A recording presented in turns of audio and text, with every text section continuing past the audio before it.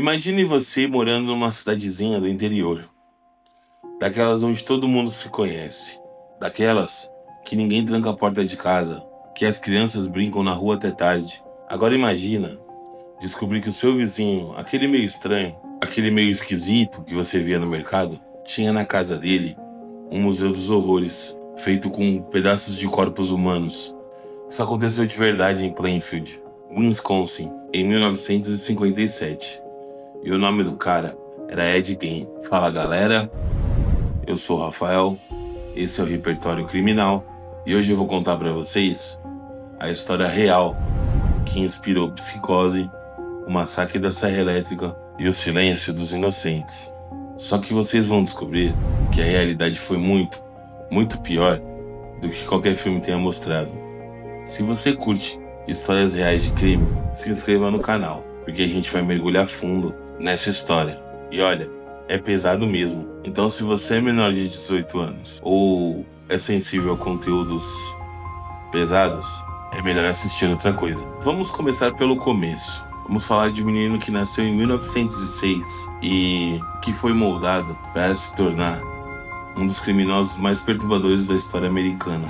Edward Theodore Gein nasceu em 27 de agosto de 1906 em La Crosse, Wisconsin. Mas a verdadeira protagonista dessa história não é Ed, é a mãe dele, Augusta. Augusta William Wine era uma mulher amarga, religiosa fanática, que odiava homens com todas as suas forças. Para ela, todo homem era fraco, bêbado e pecaminoso. Toda mulher era uma prostituta, menos ela, claro. O marido dela, George Philip Gein, era exatamente o tipo de homem que ela desprezava. Alcoólatra, mudava de emprego o tempo todo, mal conseguia sustentar a própria família. Augusta o odiava, mas precisava dele financeiramente. Ed tinha um irmão mais velho, o Henry.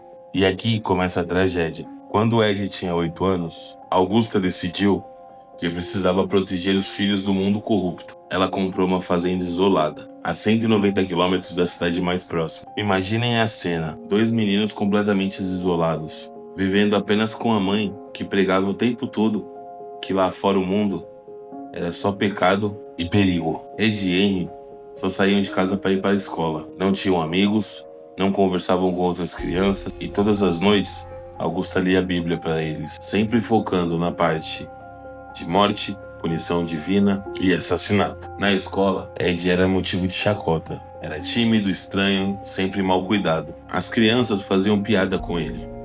E ele voltava para casa e contava tudo para Augusta. Sabe o que ela dizia? Você vê, meu filho, o mundo é cruel.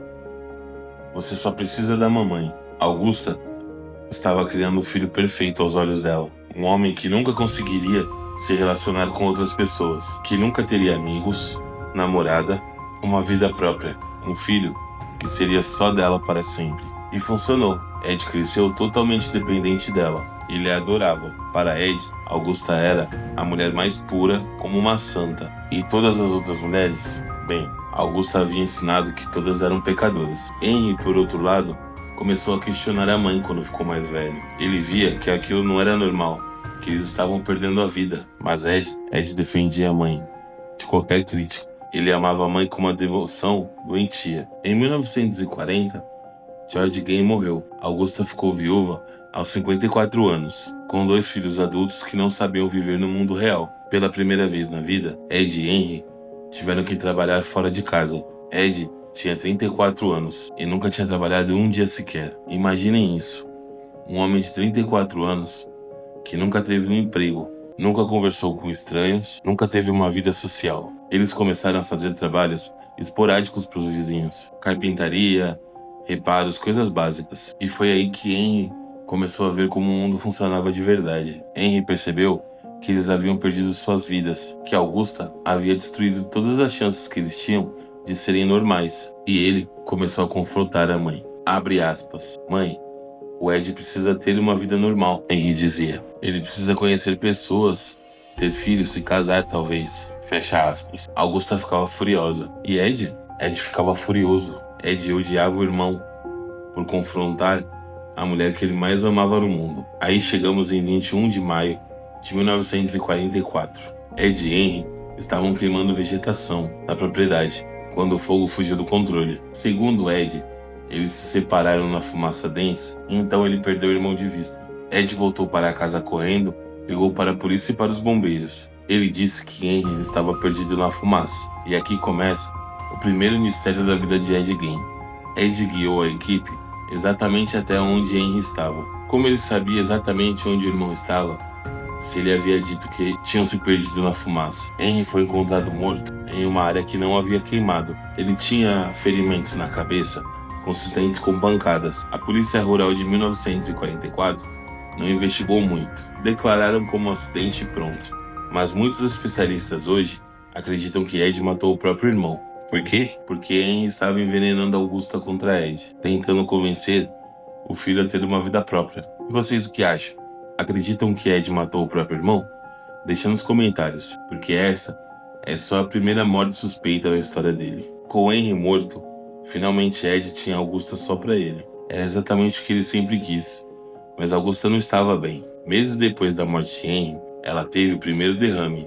Ed se tornou o cuidador devotado da mãe paralítica. Ele a carregava, a banhava, a alimentava, dormia no chão ao lado da cama dela. Era como se ele tivesse se tornado o marido que Augusta sempre sonhou. 29 de dezembro de 1945, Augusta Gein morreu, aos 67 anos, vítima de mais um derrame. E para Ed Gein, foi literalmente o fim do mundo. O escritor Harold Gretchen descreveu perfeitamente. Ed perdeu sua única amiga, seu único amor e sua única razão de viver. Ele estava absolutamente sozinho no universo. Ed não conseguia aceitar que Augusta tinha morrido. Ele lacrou completamente os cômodos que ela usava, a sala, o quarto, a escada que levava ao andar superior. Manteve tudo exatamente como ela havia deixado. As xícaras de chá estavam na mesa, as roupas dela no armário. Ed passou a viver na cozinha e na lavanderia. O resto da casa se tornou um santuário para Augusta. E todas as noites ele visitava os cômodos para conversar com a mãe morta. Abre aspas. Oi mamãe, como foi seu dia? Eu senti sua falta. Fecha aspas. Ed realmente acreditava que sua mãe ainda estava lá, que ouvia ele. Sem Augusta para estruturar sua vida, Ed começou a mergulhar em obsessões estranhas. Ele começou a ler sobre anatomia humana, sobre medicina, sobre canibais. Ele queria entender a morte. Ele queria entender por que a morte levou a única pessoa que ele amava. E foi em 1947 que Ed começou suas visitas noturnas ao cemitério de Plainfield.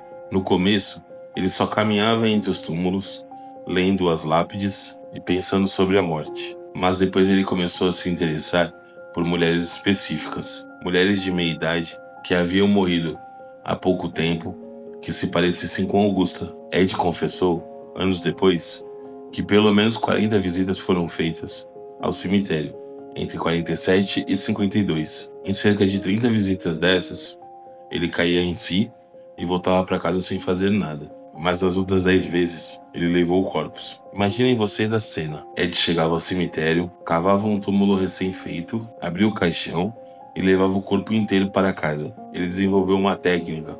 Escolhia mulheres que não teriam muitas visitas. Esperava alguns dias após o funeral e depois voltava. Mas Ed não era necrófilo no sentido sexual. Ele tinha uma obsessão muito mais estranha e perturbadora. Ele queria se tornar uma mulher, mais especificamente Augusta. Ed usava as peles das mulheres mortas como roupa. Ele dançava sozinho na fazenda à luz de velas, vestindo essas fantasias macabras, tentando se transformar na mãe que ele tanto amava e havia perdido.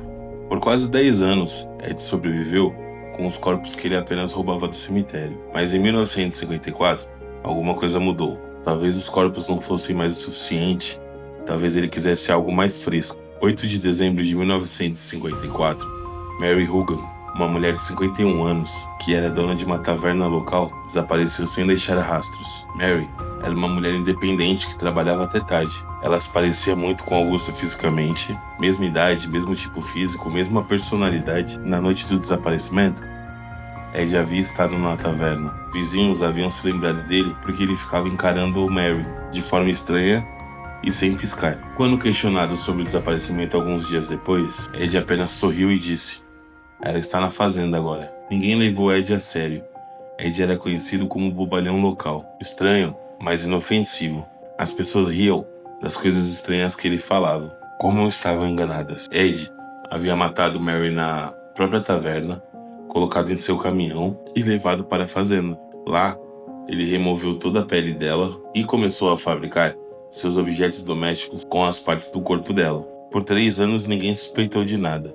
Ed continuou vivendo sua vida estranha e solitária, usando as roupas que havia feito com a pele de Mary. Mas, em 16 de novembro de 1957, Ed cometeu um erro que mudaria tudo. Bernice Worley, de 56 anos, era a proprietária da loja de ferragens da cidade. Ela também se parecia com Augusta. Mesma idade, mesma personalidade determinada. No dia 15 de novembro, Ed foi até a loja de Bernice e disse que voltaria no dia seguinte para comprar anticongelante. Bernice anotou o pedido e disse que teria o produto esperando por ele. No dia 16 de novembro, Bernice abriu a loja como sempre fazia.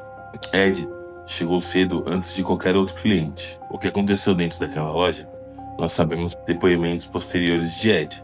Ele atirou em Bernice com uma espingarda calibre 22, matou ela na hora, trancou a loja e carregou o corpo para seu caminhão. Mas Ed cometeu 2 erros fatais. Primeiro, ele deixou sangue no chão da loja. Segundo, o último talão preenchido por Bernice era para Ed Gein. Frank Warden, o filho de Bernice e delegado da cidade, chegou na loja no final da tarde e viu a mãe desaparecida, sangue no chão e o nome do recibo de Ed Gein. Frank Warden não perdeu tempo. Ele sabia que Ed Gein era estranho, mas não achou que ele era perigoso. Mesmo assim, procurou Ed para fazer algumas perguntas. Ed foi encontrado fazendo compras em uma mercearia local, como se nada tivesse acontecido. Quando Frank o prendeu, Ed apenas falou.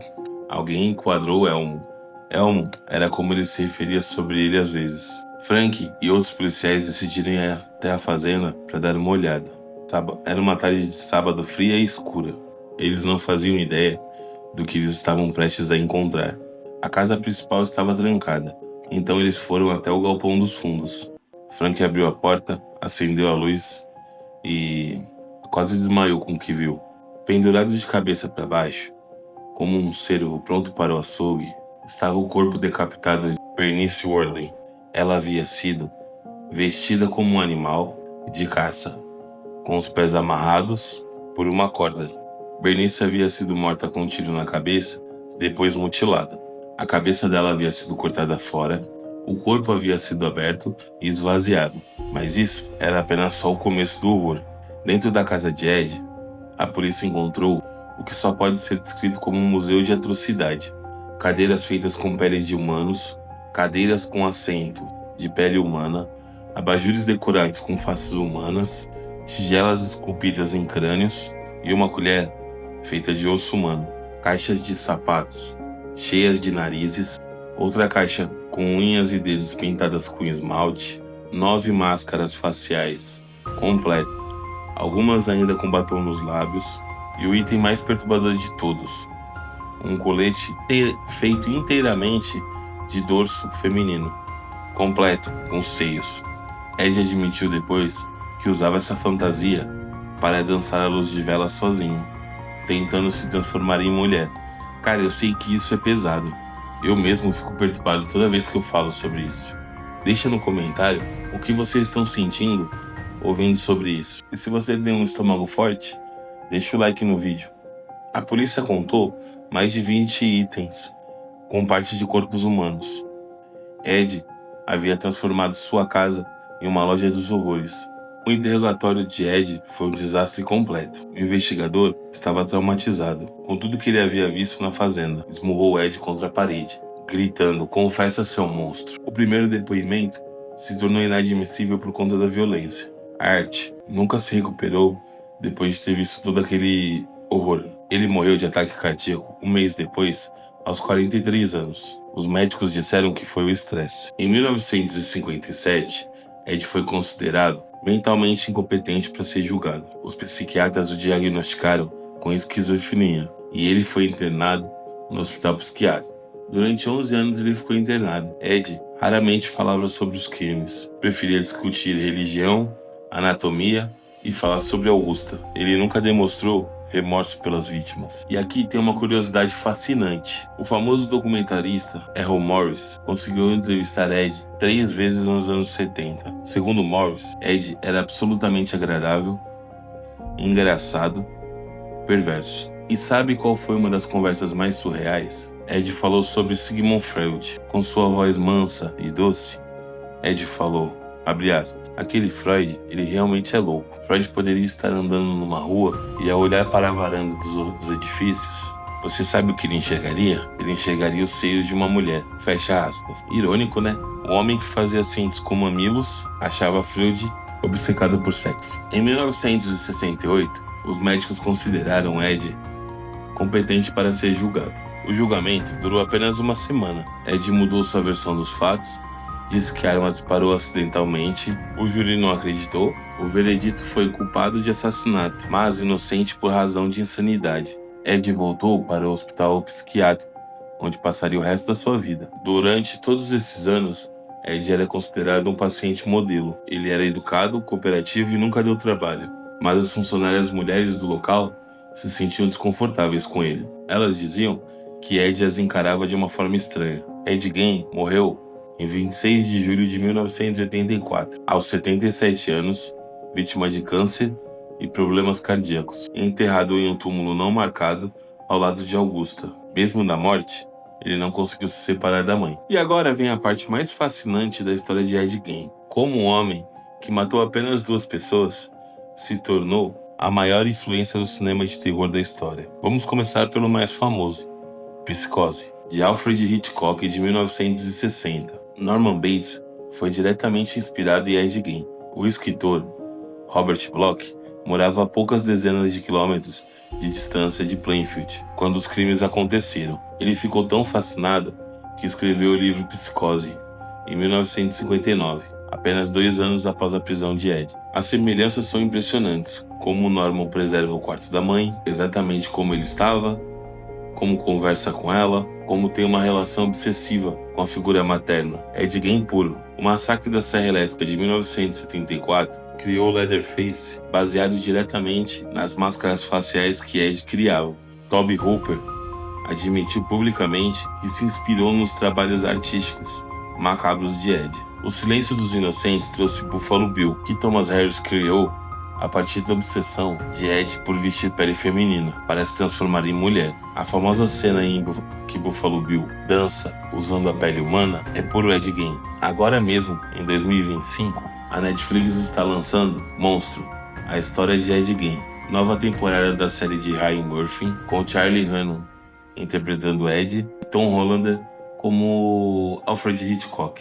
Aliás, deixa nos comentários se você vai assistir essa série. Ed também inspirou literatura. Harold Shatter escreveu uma biografia definitiva sobre ele. E Eric Poe criou uma graphic novel impressionante, publicada aqui no Brasil pela Dark Side Books. O mais incrível é que Ed Gein se tornou o template de vilão de terror americano. Praticamente todo assassino de filme de terror tem um pouquinho de Ed Gein nos últimos 60 anos. A obsessão com a mãe, o isolamento social, a transformação de corpos em objetos, a máscara de pele humana. Ed provou que às vezes a realidade é mais assustadora que qualquer ficção. Ele não precisou matar centenas para se tornar imortal.